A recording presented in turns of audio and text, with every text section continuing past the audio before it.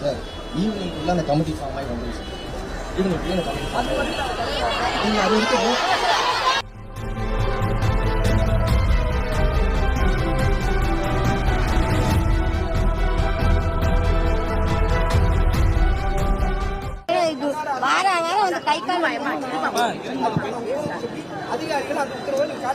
பண்ணி தரேன்னு சொல்லிட்டேன் சார்.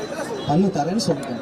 நீங்க புரிஞ்சுக்கங்க. எல்லாமே பண்ணா போராட்டத்தை கலைக்க நாங்களும் பண்ணி தரோம். நீங்க உட்கார்ற ஒவ்வொரு நிமிஷம் எவ்வளவு பப்ளிக் பாதிக்கப்படுறாங்கன்னு யோசிச்சு பாருங்க. அதை கொஞ்சம் யோசிச்சு பாருங்க. இவ்வளவு பேருக்காக தான் நானும் வந்து நிற்கிறேன். புரிஞ்சுக்கோங்க சார். விஷயம் ப்ரொசீடிங்ஸ் பண்ணிட்டு இருக்கு.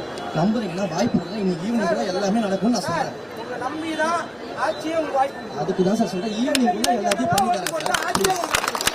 இன்னைக்கு ஈவினிங் 45 வருடங்கள திராவிட ஆட்சியில இருந்து மாற்றா ஒரு ஆட்சி கொடுத்து போனா அது இந்த மாற்றம் மணிக்கு வரும். ஓகே சார், உங்களை நம்பி தான் ஆட்சியை கொடுத்துருக்கோம். உங்களை நம்பி நாங்கள் ஆள் எடுத்து கொடுக்க மாட்டோமா சார்? ஈவினிங்குள்ள அந்த கமிட்டி ஃபார்ம் ஆகி வந்துடும் சார். ஈவினிங்குள்ள அந்த கமிட்டி ஃபார்ம் நீங்கள் அது வரைக்கும்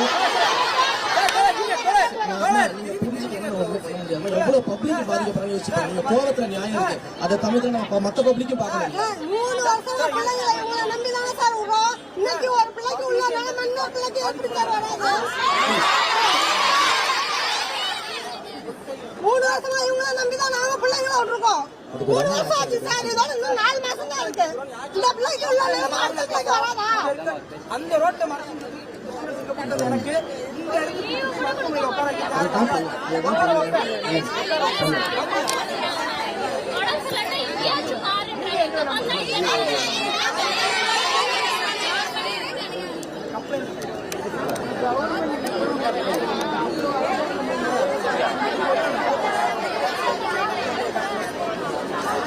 கேட்டா டிசியில கையை வைப்பேன், மார்க்ல கையை வைப்பேன்னு சொல்றாங்க. பிள்ளைங்கள எப்படி பிள்ளைங்க படிச்சு முடிய போற கட்டத்துல பண்ண முடியும்?